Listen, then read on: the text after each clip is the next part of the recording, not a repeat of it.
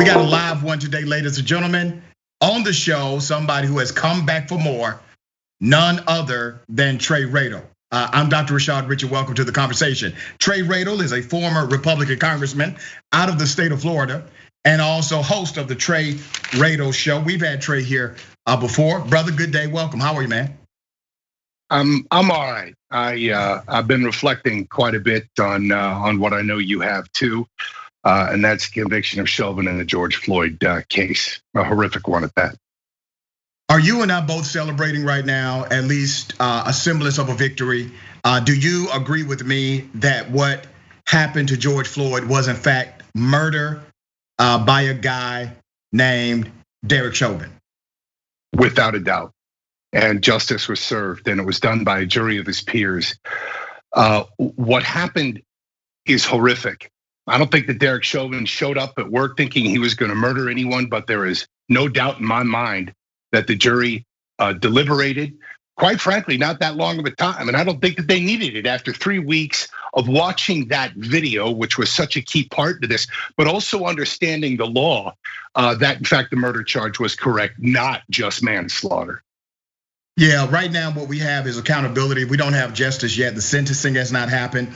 I did not see one person kill George Floyd. I saw 4 people. I saw 4 cops kill George Floyd. They were sworn to protect and serve. They were sworn to have a duty and responsibility to protect life. They did not do so. Their trials will be coming up as well. And I will reserve my celebration of justice until I see what happens to the rest of his accomplices in this murder.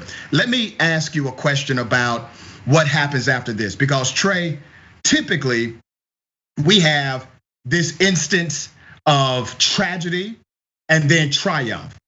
And we think that's the beginning and the end, but the truth is it doesn't really change anything until triumph becomes policy.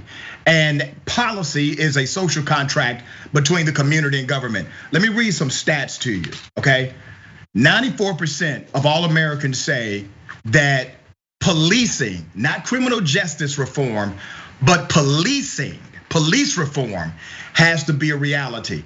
Out of that 94%, 58% of Americans said it has to be dramatic for it to be effective. Now, we can agree that police reform is necessary, but we may disagree on the methodology. So let me ask you first, Trey, what is the methodology? What is the best practice here for police reform?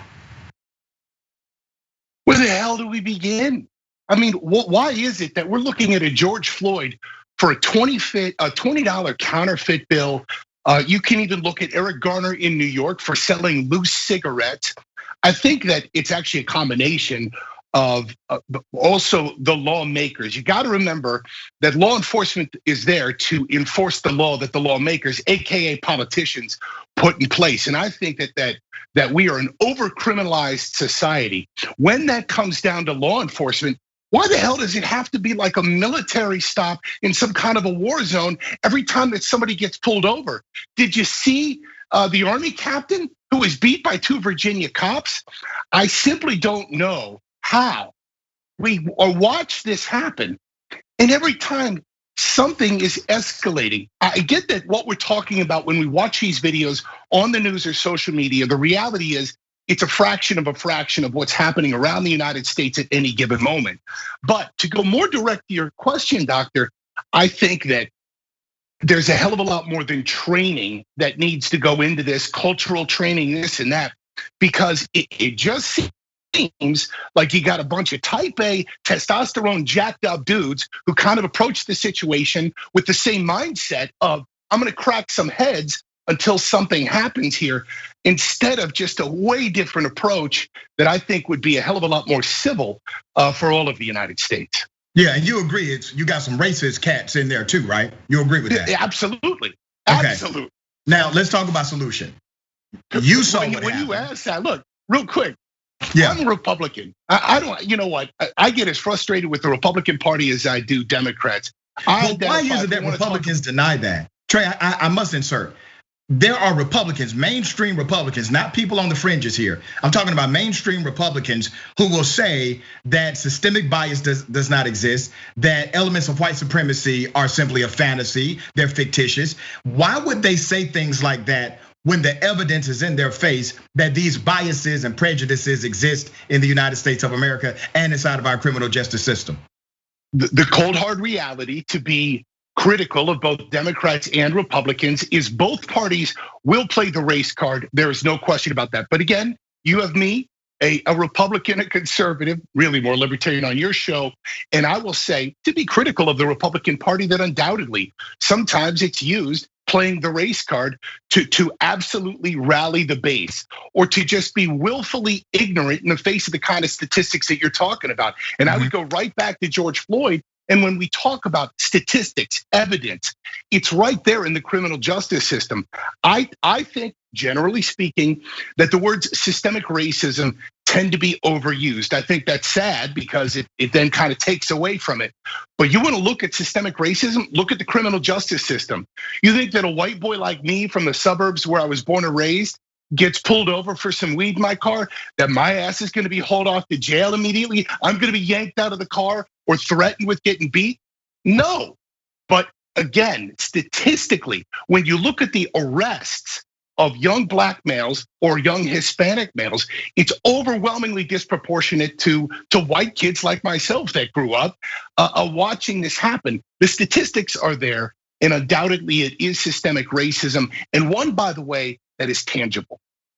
I appreciate you saying that. I must note that when you just nodded to the fact that Republicans will use the race card in order to rally their base, they're talking about race from the context of denial. They are denying that racism exists. Are you saying that they're talking like this in order to give cover, at least to some degree, to racists who are actually in the party? I think that you could definitely find instances like that where you've got some Republican mouthing off like, no, they weren't saying anything racist at all. But I think that deep down you can undoubtedly find some Republicans who've said these types of things to cover for really stupid, ignorant, or sometimes intentionally hurtful things that other politicians have said. And I think that that's a damn shame. I think that Republicans should start recognizing some of the systemic racism that exists in this country. And I quite frankly just think it's better for America, even more so than just politically. Let me ask you about this, because there are solutions on the table, Trey. We talked earlier about what are the solutions? What can happen? Well, Republicans are not really offering solutions as it relates to policing or criminal justice reform, but you do have a solution on the table. You have right now the George Floyd Policing Act. Do you agree with the elements of the George Floyd Policing Act? Okay, first of all, real quick. Okay, I don't know all of the elements of that. I'd love to return to it. You can absolutely slam me, peg me, hit me with the questions. All right, let me read something. Let me be fair. No, please though. I wanna say, look, I spent time in the United States Congress serving a part of the state of Florida here. And long before criminal justice reform was kind of the cool in vogue thing for Republicans to do, I worked hand in hand with the Congressional Black Caucus to get that ball rolling all the way back in 2013. And I'm very proud of the work I did with them on federal guidelines, mandatory minimums, and more, working with a nonprofit called Families Against Mandatory Minimums. But I will say that I would ask you to please recognize that there have been elements of the Republican Party that are very libertarian like I am. I'm so far right that sometimes I meet the left in the way that I think the war on drugs is not only a catastrophic failure, but it's part of that systemic racism that's been locking up young black men for decades now and ruining their lives, generations to come, including the kids that they eventually have. But there have been Republicans that have worked extensively with Democrats on criminal justice reform. I was just one of them long before the ball really got rolling. The Floyd stuff, please ask away. I don't know. And Trey, man, listen, I appreciate that about you. I really do. But remember what I said earlier. It's as if we go from tragedy to triumph and then it doesn't equate to policy. And if we don't change policy, if we simply say, oh, it was horrible what happened to George Floyd, it was really bad what took place with Breonna Taylor. If it never meets the place of policy, you know what happened? You know what happened, Trey? We'll go from tragedy to possible triumph again. Tragedy to possible triumph again. We need policy. Now, there's something on the table. Let me read some of this to you, okay? Here's what the George Floyd Policing Act would do if adopted and supported by members on the right. Members on the left already support it. It would provide grants to state attorney generals to create an independent process to investigate police misconduct. Do you have a problem with that? Not at all. It would establish a federal registry of police misconduct complaints and disciplinary actions. It would create a federal database of cops who have been bad actors. Do you have a problem with that? No, I don't. They're agents of the state, even if we're talking about the individual states.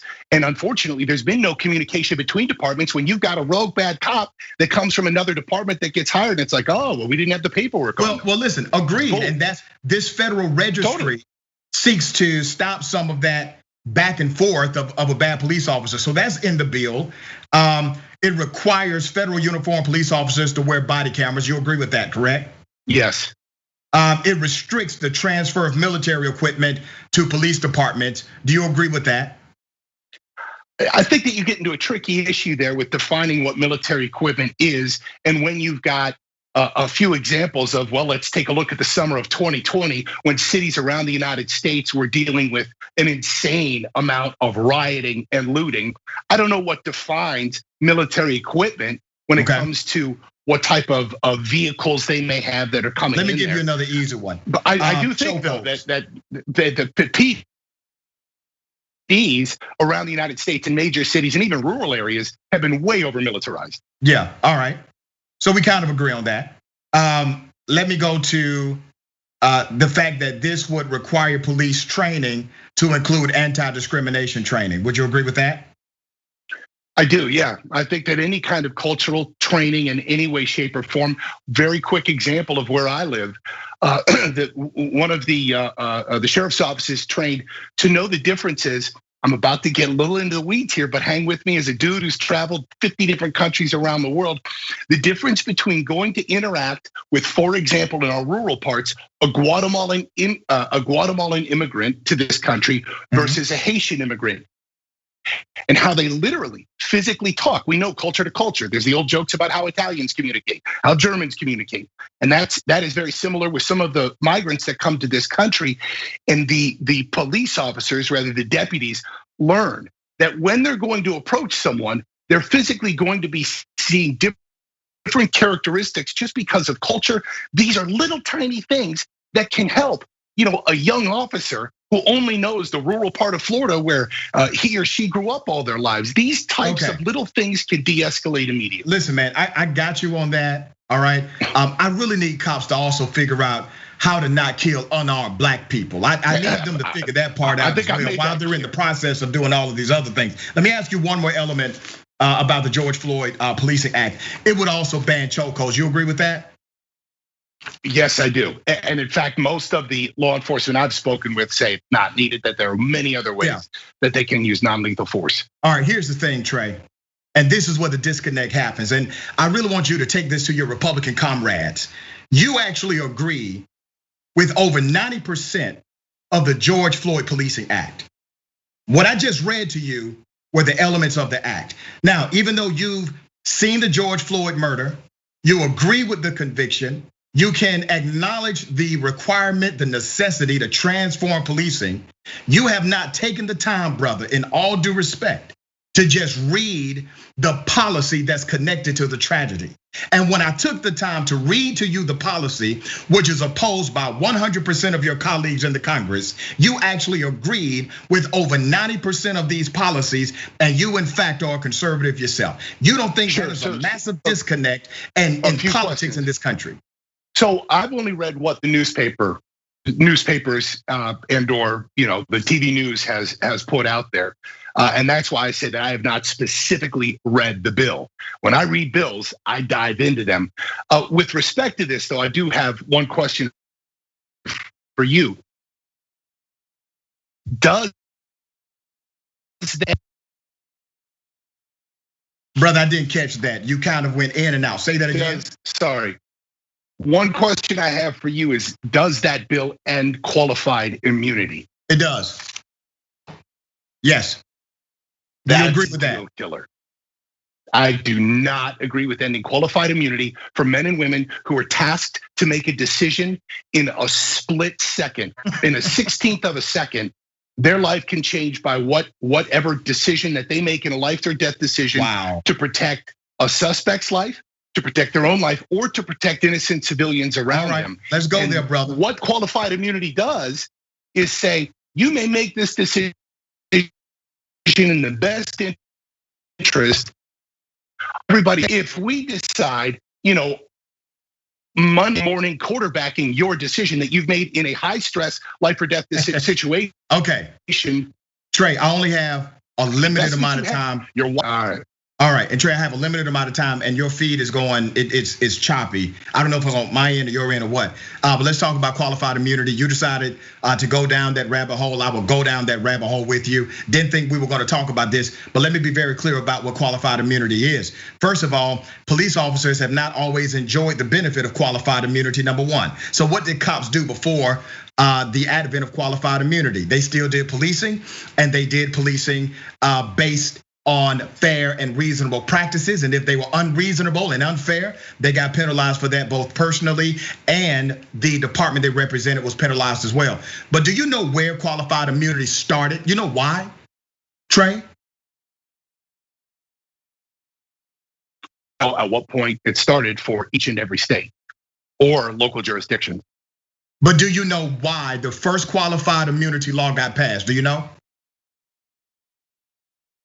I do not. I can certainly understand the justification. Okay, so let me go ahead and educate you on. Please do. Where it first came from. Qualified immunity was a law passed in southern states during the Freedom Rides, and this law was passed in order to give cops immunity, personal immunity, when they decided to beat up children who were part of the Freedom Rides during the Civil Rights Movement. That was the first onset of your qualified immunity laws in this country.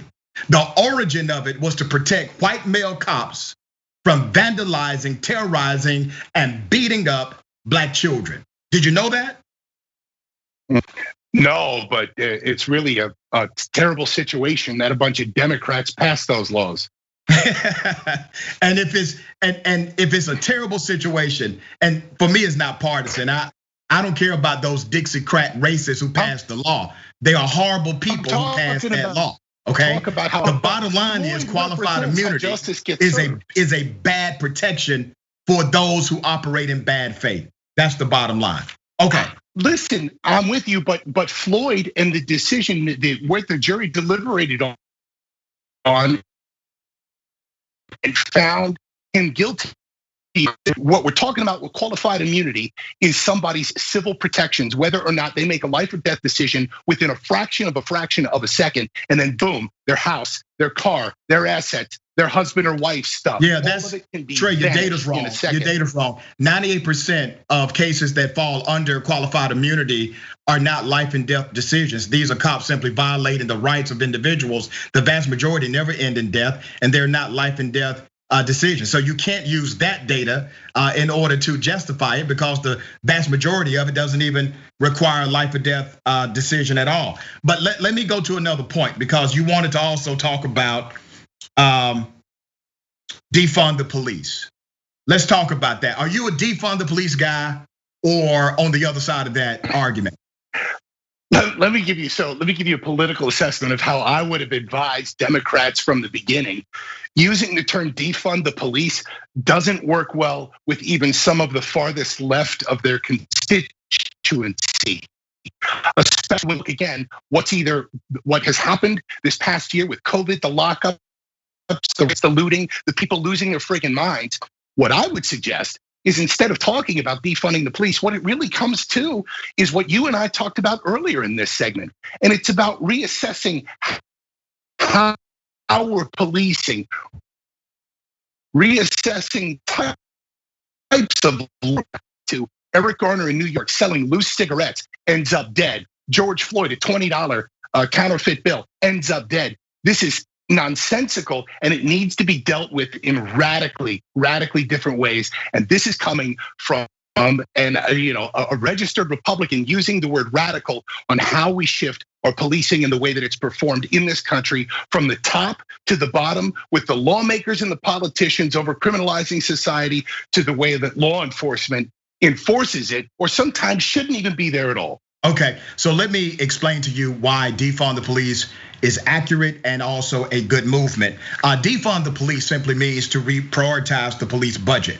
25% of all crimes, based on the Bureau of Justice statistics, says that all crimes, 25% of all crimes, are related to drug and alcohol addiction.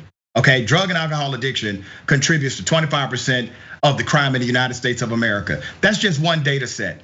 Now, do you believe that you're going to arrest yourself out of socioeconomic dysfunction? Of course not. You don't arrest yourself out of that problem.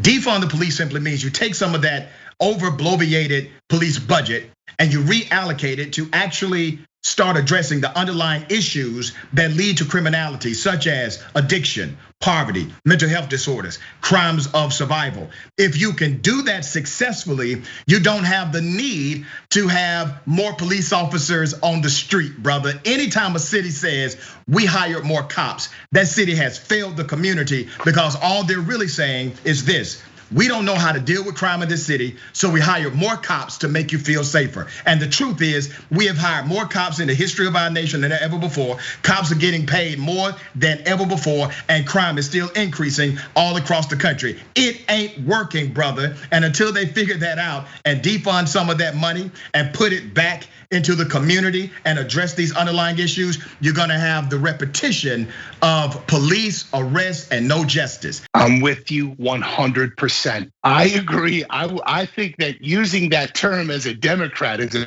a pretty terrible way to try to win over the United States. I appreciate your time, Trey Raider. Always a pleasure, my friend. Thank you.